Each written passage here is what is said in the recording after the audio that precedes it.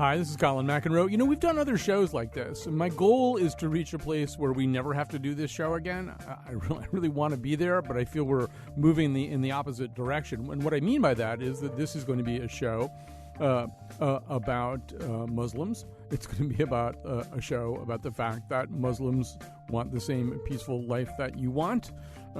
It's going to be a show about the fact that it's a mistake to associate people who are involved in acts of political terror and political violence with the average practicing Muslim, wherever it is that you live, whether it's here or in Europe. I just feel like I shouldn't need to say any of this stuff anymore. But it seems as though if you read the trends, if you see the developments around the world, we need to say it even more. So that's what we're going to do. And we are privileged to have with us here in the studio. He's been here before. Dr. Reza Mansour, the founding president of the Muslim Coalition of Connecticut, the president of the Islamic Association of Greater Hartford. He's also a trustee of the Hartford Seminary, a cardiologist at Hartford Hospital. Joining us from the studios of NPR in Midtown Manhattan is Moustafa Bayoumi. He is a professor of English at Brooklyn College, City University of New York, and the author of several books, including most recently the very fascinating This Muslim American Life, Dispatches from the War on Terror, which I've been reading all day and am blown away by in various ways, although I don't agree with every single little thing in it, so it'll be fun.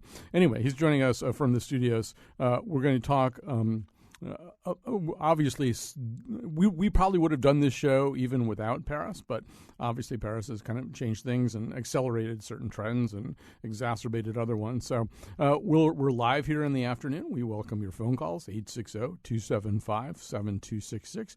Probably even easier for us to get your tweets at WNPR Colin. We have a lot of stuff that we want to talk about. And I'll tell you the other thing that I'm going to do later in the show. So I get emails all the time. And some of the emails that I get are, for example, on Monday we talked about the unfortunate case in Yukon where somebody wrote something on the door of a Muslim student there in connection to Paris.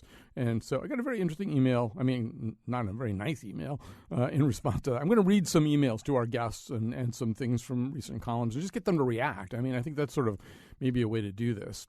But anyway, that's coming up later. I want to begin with something that you, Moustafa Bayoumi, say in the book. One thing that you say is that Islamophobia in the post-9/11 world has not only accelerated but changed. The very nature of it is different from what it might have been before that. Explain how you mean that. Oh, well, good afternoon, Colin. It's great to be on your show. Thank you very much for having me. I think, certainly the scale of things has changed. I think that there have been stereotypical ideas, notions about Muslims and in the Middle East and different parts of the Muslim world for a very long time. But certainly right after 9/11, I think that what's happened, particularly in the American imagination, is that there's a real idea that there's a threat now that's within the country rather than overseas. When we thought about, questions around Muslims and Islam in the United States beforehand, either we thought about, I think most Americans before 9/11 perhaps would have thought about somebody like Muhammad Ali or Malcolm X and would have thought about Muslims within a kind of African-American tradition. And after 9/11, if they thought about Muslims, they started to think perhaps about people like Osama bin Laden. And I think that trajectory itself is actually a really tragic one. It's basically one that's gone from liberation to fascism in a sense. And so I think that, it's important to recognize the ways in which not just the amount of Islamophobia has changed, but also the character of it. And it really plays out on the bodies of Muslims in this country now. Dr. Reza Mansour, I'm going to invoke what I call the Ken Jennings rule, and that's not the guy from Jeopardy, but for 3 of my 4 years in college, my roommate was a guy named Ken Jennings, who was both African-American and left-handed. I'm left-handed and white. And so every once in a while, these days, I'll say to Ken, well, was this a problem? Did it bother you? About something that happened at Yale that had to do with race. And he'd say, Colin, being black is a lot like being left-handed. If you're left-handed, you notice a lot of things that don't work very well for left-handed people. And if you're not left-handed, it just never occurs to you that ladles or doorknobs or whatever's bothering you, it just wouldn't occur to you to think about that at all. He goes, and that's kind of the way it is being black. And I'm assuming it's also kind of the way it is being Muslim. So let me tell you my my sort of blinkered narrative sort of the last 14 years, and then you can sort of tell me how it seems to you. It seems to me that obviously post 9/11, and for first 6 months in particular, there was just a wash of anti-Muslim activity and Islamophobia just ratcheting up sky high, and that was followed, and it's very well documented in Moustafa Bayoumi's book. A lot of government activities, many of which stayed in place much longer than we had realized. We'll talk about those, some of those as we go along in the show. A lot of government activities that were really targeting Muslims, but that maybe, I don't know, over the last 4 to 5 years that had tailed off a little bit, that there's maybe some kind of softening, that the fact that we had this supercharged dialogue about Islam in America maybe got people talking a little bit in general, pushed some people to the fore that we hadn't met or seen before, and there was some good that came out of it, and that maybe we're in a better place on this day, or we would be, if not for Paris. Let's say we were in a better place on September 11th of this year than we were on September 12th of 2001. Well, I mean, that's certainly true. But so how wrong am I about this? I mean, how much did things improve, say, over the last 4 or 5 years, and how much didn't they? Yeah, it's a very good question, Colin, and thank you again for having me as well. So if you look at the numbers, Colin, soon after 9/11, in November of 2001, a Newsweek poll came out showing that Islamophobia or fear of Islam was at 17%. Now, this is 2 months after 9/11. 10 years later, that number went up to 40%. It's around 45% now. So there is a palpable fear of Islam, and it's being driven partly by some of the things we've done, the color coding system, all of this soon after 9/11, but the wars that happened against Afghanistan and Iraq, and painting, the Afghani Iraqis as Muslims, but also as the people to fear, automatically that becomes Islam as the problem. So yes, the dialogue has been important, and I think in the Northeast, especially in Connecticut, I feel we've made some strides, but the national dialogue hasn't gotten as far as we'd like it to be. And so the numbers are going the wrong way. And I think that's why we need to do more of these shows, because, as you said at the beginning, these are political conflicts. ISIS grew out of the political instability of Iraq and then Syria. And they're kind of a Sunni wing of a terrorist organization fighting a Shia government in Iraq and in Syria. And unfortunately, people associate that completely with Islam, partly because they've abused the name Islam for their own organization. Well, Glenn Greenwald did a great piece about this. He said, every time they catch a terrorist, they say, "What are you doing this for?" And he says, "I don't like your policies in the Middle East." And then we say, "He's an Islamic fundamentalist." And it's going, well, no. The first thing he said was, "I don't like your policies in the Middle East," and somehow that gets translated that way.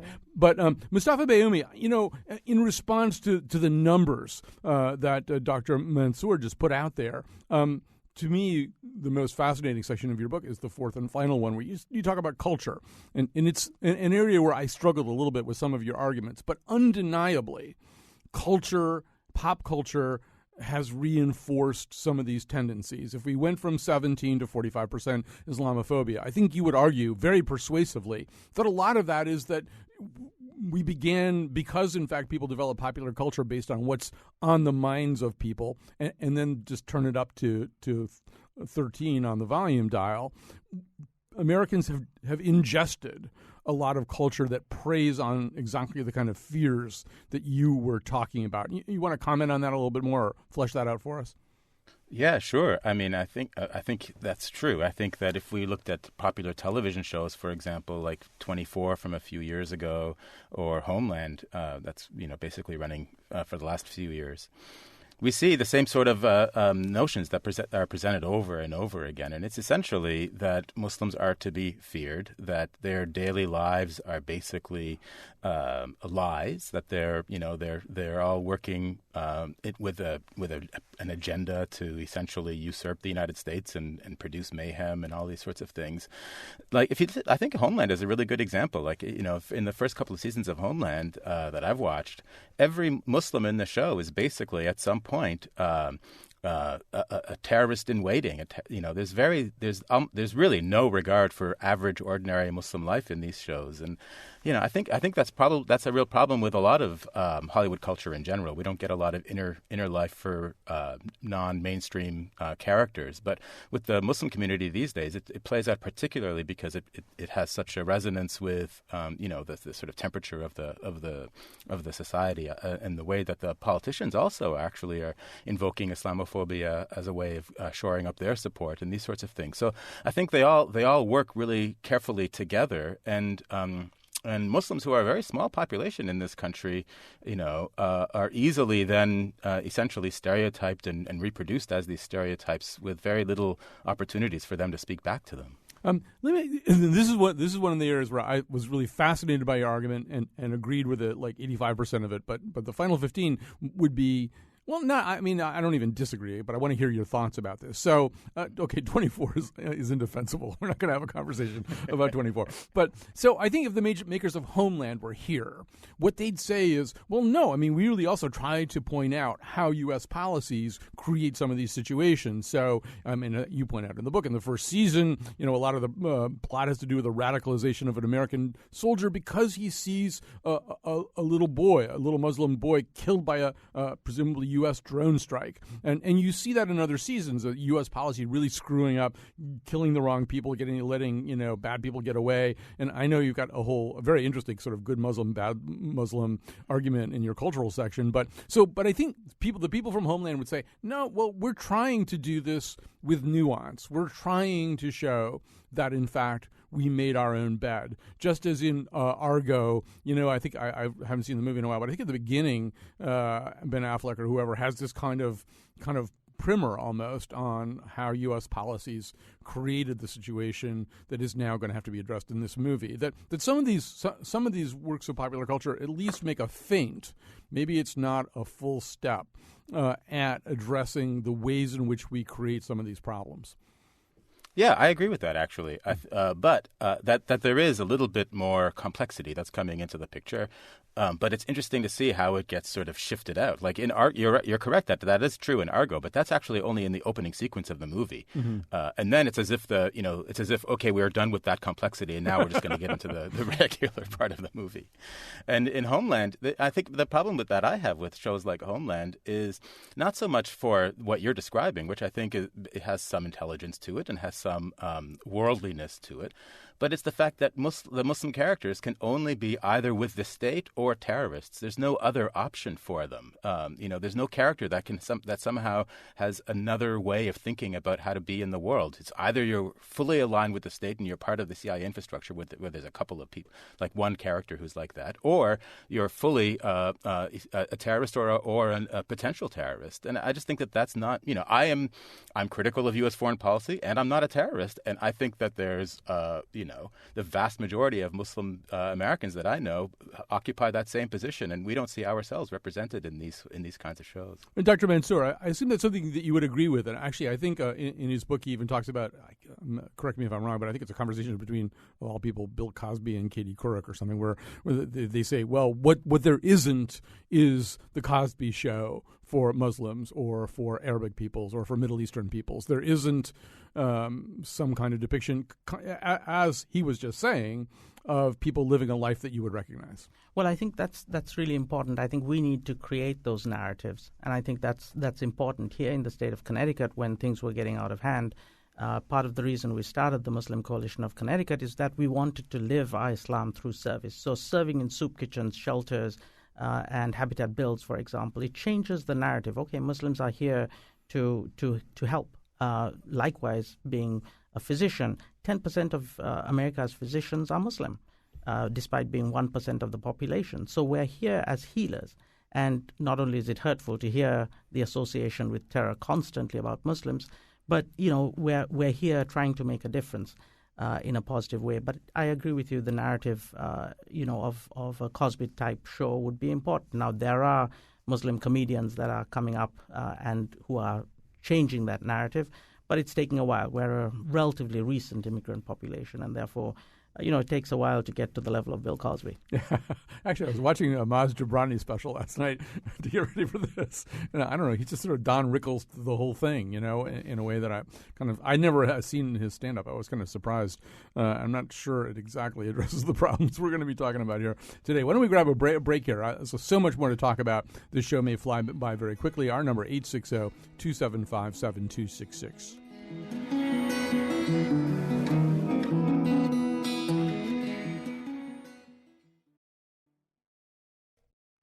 We're back. We're talking about the perception and sometimes persecution of Muslims in America. Our guests are Moustafa Bayoumi, a professor of English at Brooklyn College, City University of New York, and the author most recently of This Muslim American Life, Dispatches from the War on Terror. With me in the studio is Dr. Reza Mansour. He is the founding president of the Muslim Coalition of Connecticut. And so, let's talk a little bit about the present moment and the present moment politically. And Dr. Reza Mansour, let's start with you. As this particular election cycle was unfolding, not that we weren't going to be having conversations about the Middle East, because we were, but we were having conversations about a lot of other stuff. And suddenly, last Friday happened, and the conversation shifted, and it does seem as though, and I should pause and say, all I ever do is complain about and pick on our governor, Daniel P. Malloy. He's been really great this week, and he's been a governor we can be really proud of in the way that he's approached the Syrian refugee crisis. So I should do a shout out. I mean, I never say anything nice about him, so I'm saying something nice about him right now. He's been exactly the governor I want to have in a whole bunch of different ways around this issue. But the winds shifted a lot here politically, and it does seem as though politicians are trying to outdo themselves now, at least some politicians trying to outdo themselves in saber rattling and Muslim baiting, and we can pick our various names for it. I don't know, just give me your general reaction to this. How are you processing the present political moment? Yeah, it's interesting. It actually didn't start on Friday. For being in the Muslim community, you feel these spasms of fear that come about all of America around the time of the presidential elections, which usually is a 2-year period. And it happened this time as well, where you have special litmus tests if you want to be the president of the United States. Now we have special litmus tests if you want to be a refugee coming to America, which is really un-American, And so I think we have to embrace the fact that these refugees have been victimized before, and we have to embrace them as being, how can you victimize them again? These are the refugees that suffered being thrown out of their houses and many of their family members killed because of ISIS, and now they come here and they're going to be victimized again. So I too also want to make a shout out not only to Governor Malloy but to Senators Blumenthal and Murphy, who have also been very supportive of bringing refugees to the state of Connecticut, and to the president for standing up and saying, this is a knee-jerk kind of hysterical reaction to say no refugees just because of some terror incident that happens in Paris. I think there's a tendency to stereotype, and we have to really strongly oppose that kind of stereotyping. And Moustafa Bayoumi, he said it didn't start Friday, and obviously he's correct about this. And reading your book, one gets the sense that not that it never stopped after September 11th, but that in a way, at a level that was pretty invisible to most of us, at the level of government machinations, it didn't really stop. I mean, there were things in your book that brought me up short. There's this registration program I personally had never heard of for visitors from other countries. I think it's called NSEERS. The E's in the middle stand for exit entry, I think. And you described that program because I think you know it way better than I do. I just read about it this morning. Sure. It began exactly 1 year following the 9/11, so it's on September 11th of 2002. And it was a government program that required the registration of all males coming from 25 Muslim-majority countries and North Korea, which is really a null category since there are no non-immigrant males coming from North Korea to the United States. And so these people who are coming into the United States, or if they had already been here in the United States, they had to register their whereabouts with the government, and they had to go through these quite extensive and lengthy interviews. And then every time they entered or exited the country as well, they had to do the same thing.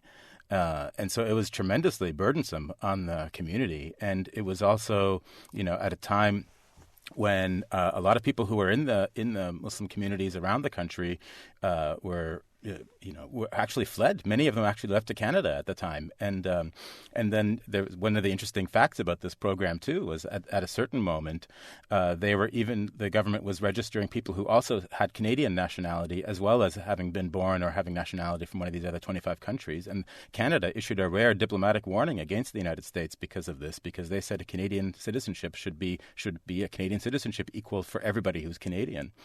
And this program went on until the Obama administration came in, essentially, and it was really something that the impact of which was felt really deeply by the Muslim communities in this country. I want to talk about sort of ways in which, even though things didn't start on Friday, one is hearing things these days that one hasn't heard for a while, and so I'm actually going to. So there's a guy named Norm Pattis who's actually a lawyer who's kind of associated with kind of hyper liberal causes. He's been that sort of ponytailed William Kunstler kind of lawyer here in Connecticut for a long time. He's got a piece in the New Haven Register today, just basically declaring himself. And I'm not warping his words really as kind of a newly minted Islamophobe.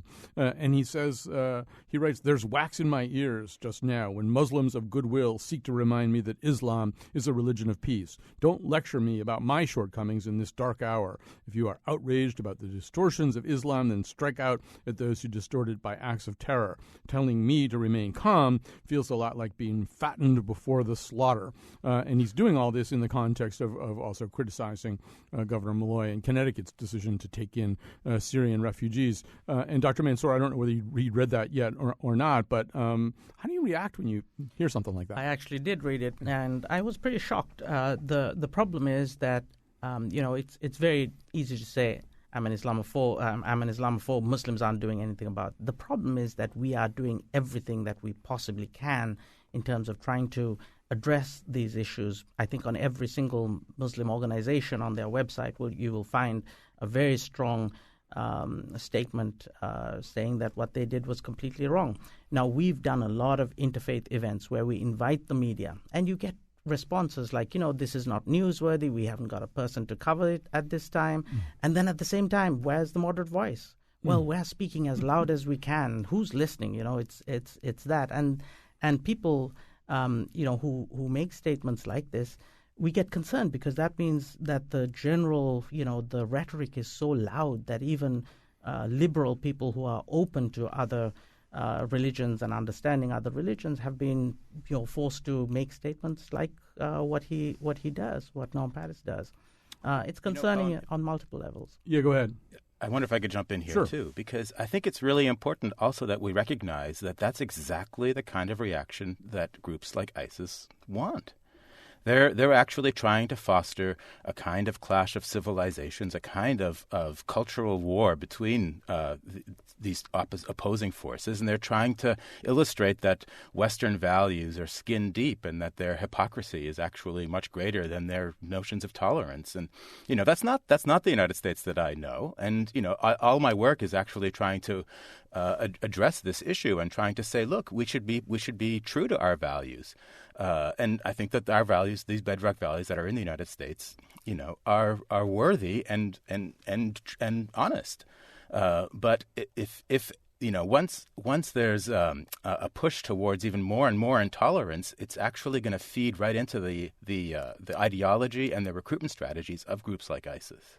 We're talking about Muslims in America, and particularly Muslims in America in the current climate. My number is 860, our number, 860-275-7266, 860-275-7266. We also welcome you to tweet at us at WNPR Colin. Well, let me just follow that up. I'd like to hear from both of you, but I'll stay with you for a second, Moustafa Bayoumi. So I think also a lot of people wonder and would want your perspective on the question of, one of the things we read that we know is that ISIS is somewhat successful in recruiting people from Europe and in some cases from the United States. If you had to explain to somebody who wouldn't understand that, why that would be happening, why would somebody living in the United States want to run off and join something like this? What's your answer? Or is that, to your way of thinking, not a germane question? No, I think these are very live issues, so I think we have to address them. I'm not concerned about that, but I think that we also have to look at them honestly and look at the facts. And the facts are that the people who are traveling, a small number in the United States, a very small number in the United States, maybe less than 100 people have gone to Syria. We don't know how many for ISIS itself, but it's around 100 people who've gone to fight in Syria. And many more from Europe. And I think that's already indicative of something, because the levels of alienation and discrimination in Europe of Muslim populations is much higher than it is in the United States, for one thing. The other thing, too, is that these people generally tend to have very little association with organized Muslim communities. There's really no recruitment that's happening in mosques, even though there's all this discussion around mosques in the United States. But in fact, there's no relationship with mosques and ISIS recruitment. If there were, don't you think we would know of some of the mosques in the United States by name and some of the imams by name? But whenever you get this invocation that there's this dangerous threat coming from mosques, it's always this generality instead. And so that's also something that has to be said. And a lot of them tend to be also very petty criminals with delusions of grandeur, millenarians who think that we're coming to the end of time. These are basically misfits and social outcasts who have joined, and there's no way that a small organized Muslim community can be held responsible completely for the actions of people that they have almost no dealings with whatsoever. Did you want to amplify it? I do. Yeah. One of the other things is this us versus them mentality. If you make it a dichotomy, either you're a good American or you're a good Muslim, then people are going to choose. And unfortunately, through the media of some parts of, especially the right-wing media, when they slander Muslims to this degree and say Islam is the problem, then you're going to have youth have a sense of a crisis in their identity, and they're going to choose, okay, am I a good Muslim or am I a good American? When there's no, you can be absolutely a good American and a good Muslim. So I think the extremist rhetoric is actually fueling this. So where the right wing says, this is a problem, well, they're actually ratcheting up the fear and causing more of this by everything that they're doing. So I think we need to ratchet down the rhetoric and try to live together. This is one America. I usually ask questions rather than have opinions, but this is something that I've been thinking about a lot, and I've said it on one other show, so I'll say it here. I had a conversation with somebody last night in which I said this too, which is, the latest thing that I've been saying to people is, okay, imagine that you don't have any humanitarian basis for accepting people who aren't like you, that the whole agape thing doesn't work, whatever. Imagine that you just don't care, that all you really care about is the safety of you and of the United States. Why should you look at this refugee crisis any differently? And I have sort of two kind of self-interested arguments for this, which I offer up to people who are struggling with this issue. Well, the first one is people are really worried. If people are really worried about sort of who's getting recruited, who's already here. One of the best thing to have to deal with that is what's called human intelligence, right? You can't bug everybody, you can't wiretap everybody, but human intelligence is great. That's when you talk to people, you ask them questions. So let 65,000 Syrian refugees in here and debrief them as they come in. Just ask them questions. You're going to wind up knowing an awful lot more about the Syrian population in the United States than you do right now. So at that level, most of these people are coming in, and as has been said, they're fleeing a horrible situation. They want this situation to work. If they know anything that would be useful, it's probably pretty easy to find things out from them on that basis. And the other thing, sort of to Dr. Mansour's point, is the reality of ISIS is its actual operational capacity is being degraded right now. The French they're bombing the crap out of them. Russia and France and the U.S. are kind of forced into this reluctant alliance where they're starting to share intelligence as they never have before. They're going to have their own problems, and they're going to need to replace people that they lose. And it's going to be easier for them in all the ways that Dr. Mansour just said to replace the people that they lose if we act like jerks, if we act like humanitarian, decent people, if we're the good guys, if we don't show our backs to people in need. It's much harder to make the argument to somebody, oh, you should join ISIS, you should sympathize with ISIS. I mean, even if you don't care about other people, you should welcome in refugees just to send that message to make it that much more difficult. I mean, that's kind of what you were saying, too. It is. I mean, there is, to answer your question, there is a vetting process. I mean, Homeland Security, the FBI, CIA, all of them vet these people. So there's a very good vetting process when they come to the United States. But I'd like to quote, just to let us understand from A Better Time on the Statue of Liberty. Give me your tired, your poor, give me your huddled masses, yearning to breathe free, the wretched refuse of your teeming shore. Send these, the tempest-tossed, to me. I lift my lamp beside the golden door. I mean, this is what America represents to me, where we want to become a vibrant, multicultural society that values everybody and makes this place a better place for who we bring in. Because these immigrants don't come and live off the state. They work, and they work hard, and they give back. I mean, this is what we've seen from immigrants from the Bosnian community, for example, that came into Hartford. They are as vibrant as any community is. So this is these are the lessons we have to learn. Let me grab a call from, let me have to just check it's Michael in Ashford. Hi, Michael. You're on the air. Hi, Alan. Thanks for taking my call. It's an observation of mine, and I've been mulling how to say this without sounding like I'm an Islamophobe or a racist or something.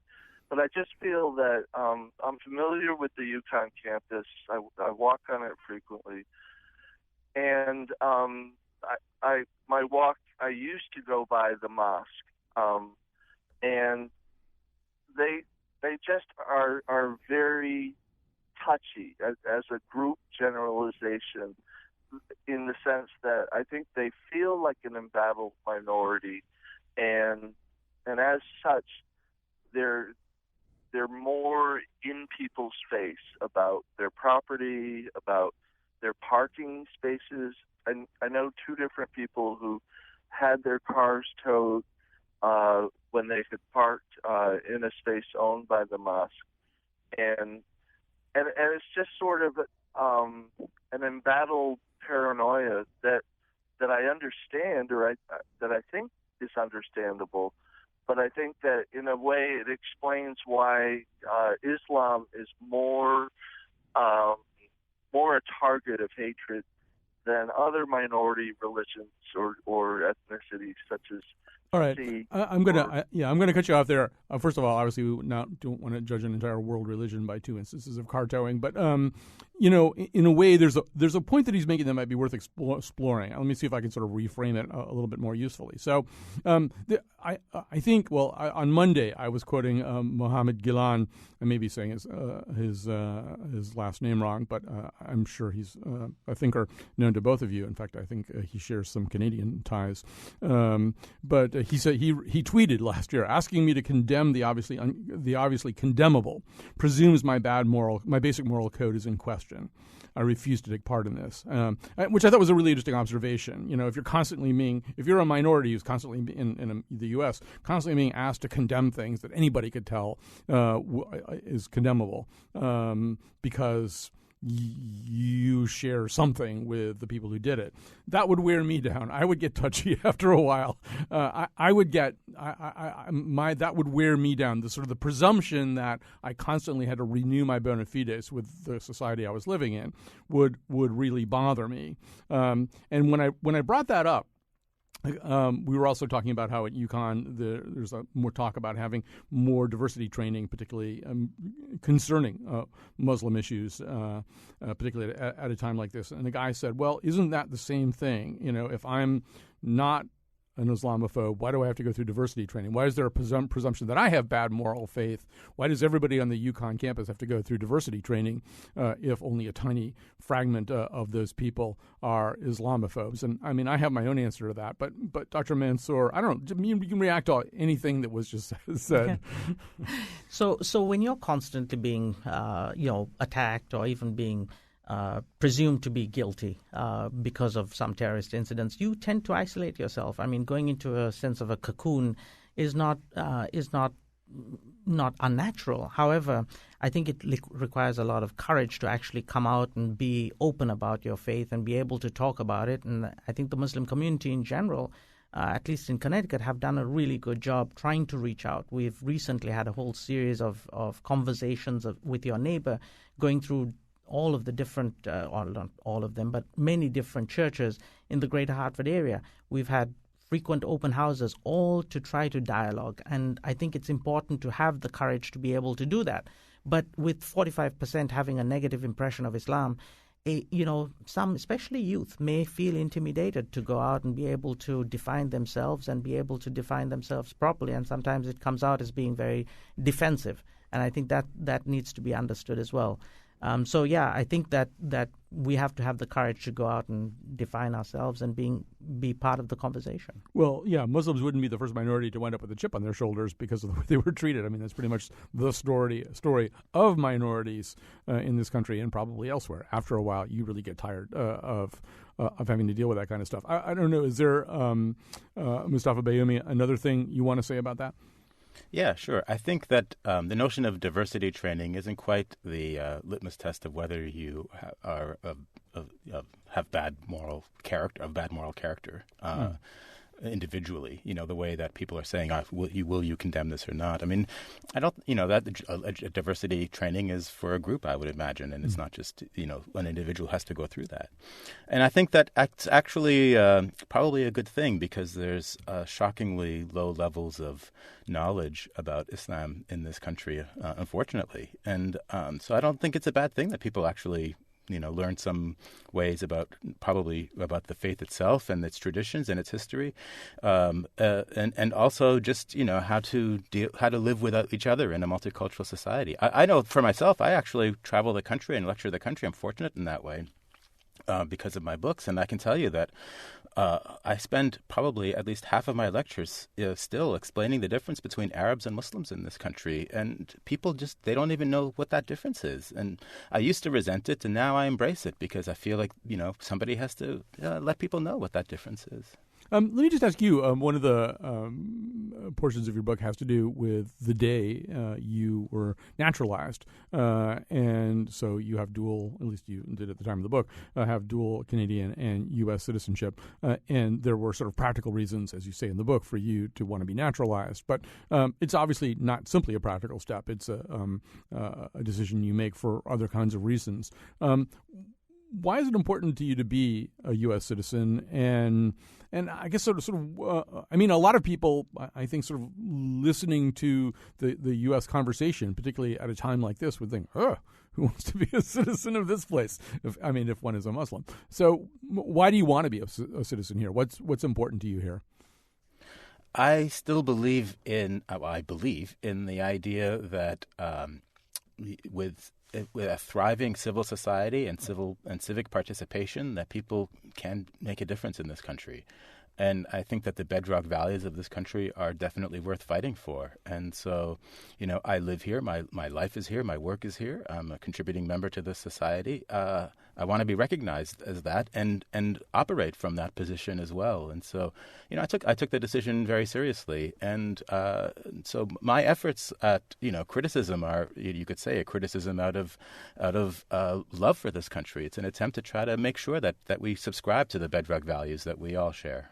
It would sort of almost goes back to Dr. Mansour reading the words from the Statue of Liberty. It's a great country if we live up to everything that we say that it is, and we sometimes struggle to do that. If I may, Colin, yeah, go. Sure. One of the one of my tasks in being a leader of the community is I get to speak with a lot of people who come here from different countries and who are coming for whatever reason, and I find that the majority of them speak so gratefully about America being open to them and the ability to get a better life for themselves, and always the values of America come up. So I think it's something that we don't do enough of is say how grateful we are to be here, and that's partly because we tend to be in a cocoon because of all the attacks. But I think American Muslims in general are very grateful to be here, want to contribute to society, and as Moustafa said, really are very value the values of America. We really do. And so I think that needs to be said clearly as well. That's a great segue into the final segment that we're going to do here. We'll be talking very specifically about the Muslims in Michigan. I can see that we're not going to get to have what I wanted to have. I need to have like a 30-minute debate with Moustafa Bayoumi about the movie The Siege, which I think he's got wrong somehow. But we'll do that on stage somewhere, all right? We'll set that up. You got it. We'll screen the movie, and then we'll do a talk back afterwards. All right, we'll take a break. We'll come back.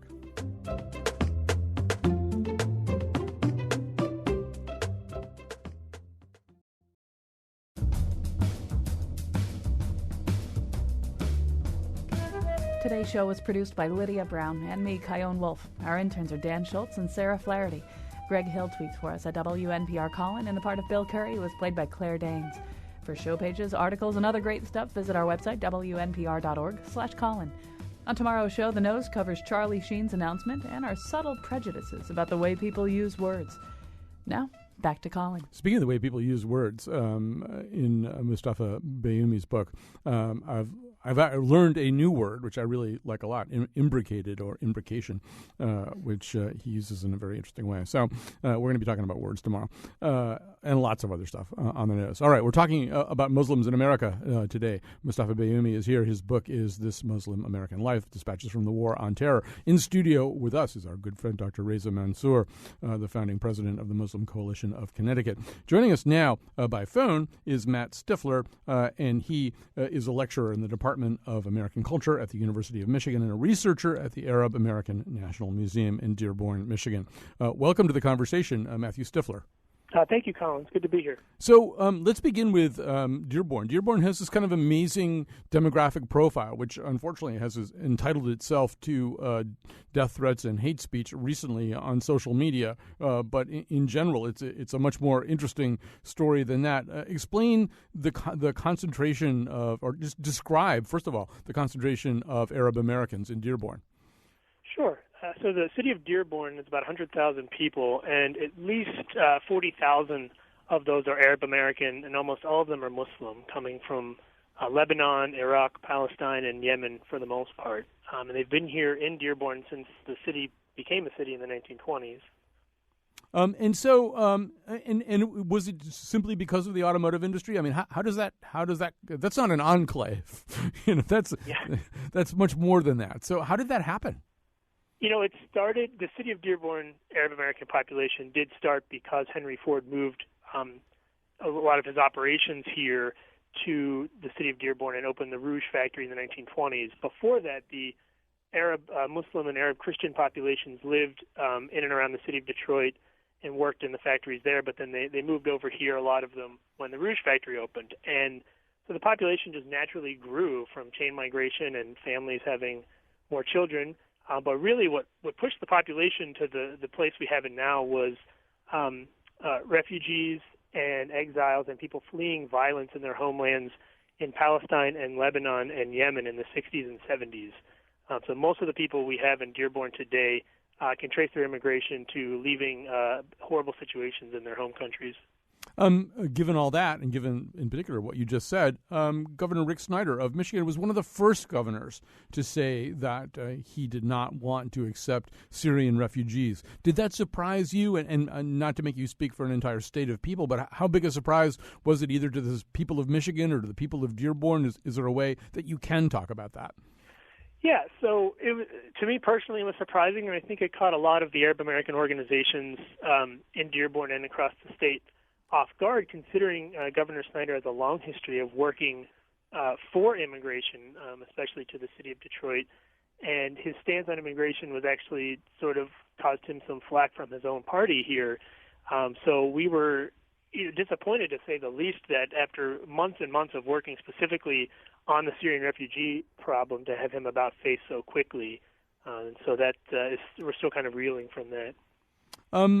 Well, actually, I mean, this is a good place to bring our other two guests into the conversation. So, looking at that, Moustafa Bayoumi from afar, that's sort of an interesting story he's telling, and a story that I think is probably somewhat familiar to you, that Matthew Stifler has been involved in these lengthy conversations about this with a public official who, therefore, would presumably have his consciousness raised, and so to see it flip that quickly in the other direction. I mean, what kind of explanation would you impute to that?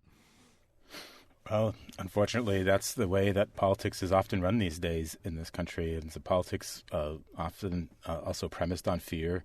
And it's you're basically proving your national security bona fides off of the backs of Muslims who are fleeing terrible circumstances. And so, I think it's tragic. I want to talk very specifically with Reza and Matthew and Moustafa about what does work. Okay, so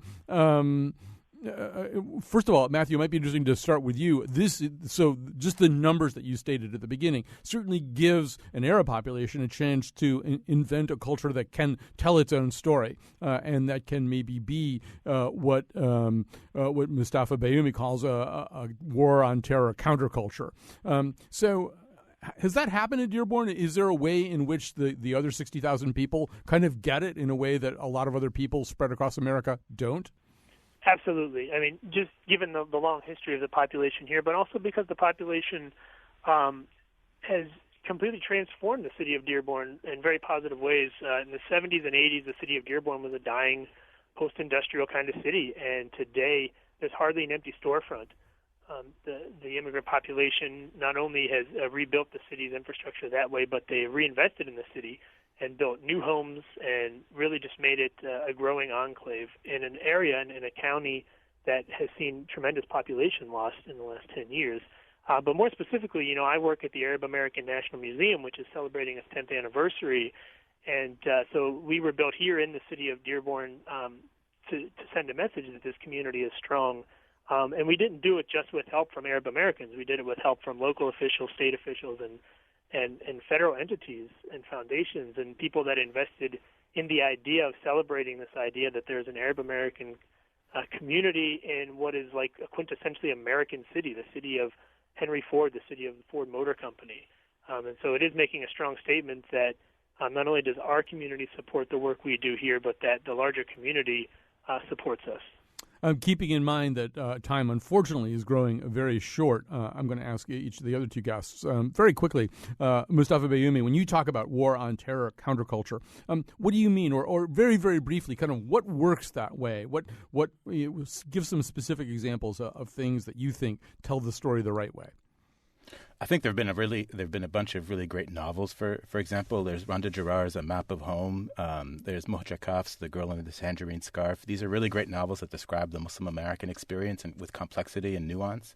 There's great poetry by Suhair Hamad. There's great comedy by Din Obeidallah and, as you were saying, Maz Jobrani. There's the criticisms that we see on the Daily Show and the Colbert Report when they were on. There is a kind of like opportunity to talk back to the culture and to invest and investigate what our lives are like in this country. And I think it's tremendously interesting and rich and fun and great I think everybody should be taking part in it. All right. Although don't try to tell Maz Jobrani's jokes if you're not a Muslim. All right. That's not going to work. So Reza Mansour, you're probably going to get the last word here, but maybe you can chime in here. What works? What tells the story of Muslims in America effectively? What's an effective counterculture to the rhetoric of the constant war on terror? I think we need to engage the general community as much as we can on a faith level, so with interfaith dialogue, on a political level, and it means calling out politicians who are using bigotry to, for example, presidential candidates Bush and Cruz, who are saying Christians should be allowed. Well, we have to call them out. That's un-American. It's not. It's not in keeping with the Constitution of the United States, but they're playing on fears, and they're playing on the fears of their electorate, and we need to call them out. But also Muslims get involved in politics and be part of the civic movement in America and represent yourselves in every way that we can. So, one of the nice things that happened with all of what we're doing is that the Supreme Court in 2013 in the state of Connecticut gave the Muslim Coalition of Connecticut the the Law Day Award for outreach and education. And this is what we want to represent. We want to really be there as a voice of moderation, as a voice that you can come to when you have a question, but a voice that's taken seriously as well.